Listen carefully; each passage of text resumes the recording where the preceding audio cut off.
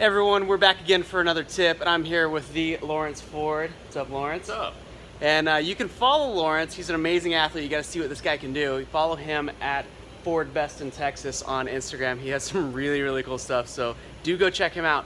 Today, what we're going to focus on is we're going to focus on the kip, the efficiency of the kip, and our primary focal point is going to be the legs, and we're going to think about the hip drive and where the legs and the feet are actually positioned throughout the movement. So I've got Lawrence here, and he's going to show what we often see with a lot of people who start getting their kip down and they start kind of flailing around, and oftentimes I think it's just a matter of they're just trying to get the work done for the sake of getting the work done rather than focusing on being efficient. And as I believe Lawrence would agree, we're wasting a lot of energy by doing so.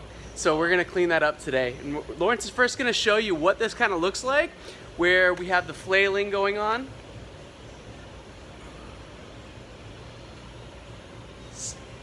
There you go.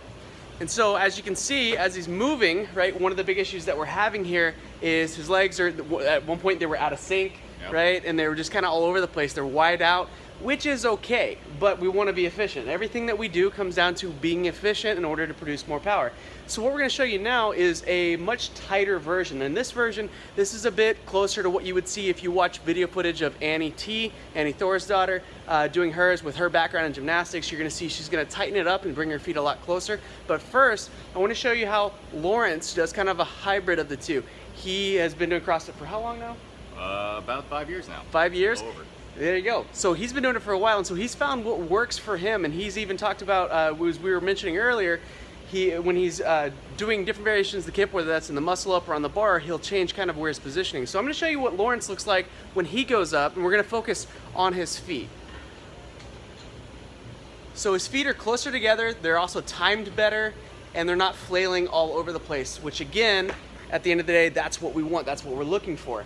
Now, what we're going to do is we're going to take Lawrence's variation and we're going to tighten it up even more. And it's important to note that the way that Lawrence is doing it is not wrong. There's not necessarily any wrong versus right way, because we're all individuals and we're all going to perform a little bit differently. But what we are looking at is more of a strict gymnastic variation of the kip. So we're going to watch him go up again, and we're going to watch his feet to be close together, if not touching. There we go. And as you can see, he's a lot tighter in his position. Now, one of the reasons why this is important is because when he's up there doing the kip, we want to be able to be a strong, powerful kinetic chain. And to be a powerful unit, we've got to move as a unit. So when we're all over the place, we're losing power. So by having him in an efficient position, it allows him to get more work done in less time with less fatigue, which at the end of the day, that's what we want. Yep.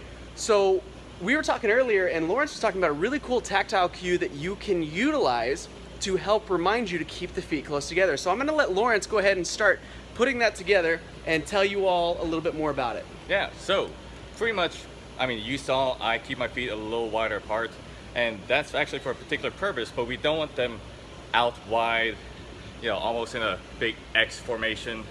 We want to have them as close as possible. That's efficient.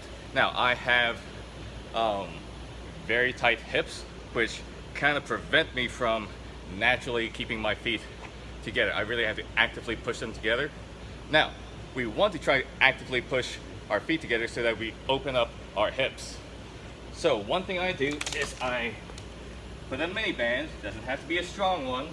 That's not the point. Just a loose mini band, something that you can still move apart pretty easily. Then when we kick up, it's just there. It's not putting any resistance really,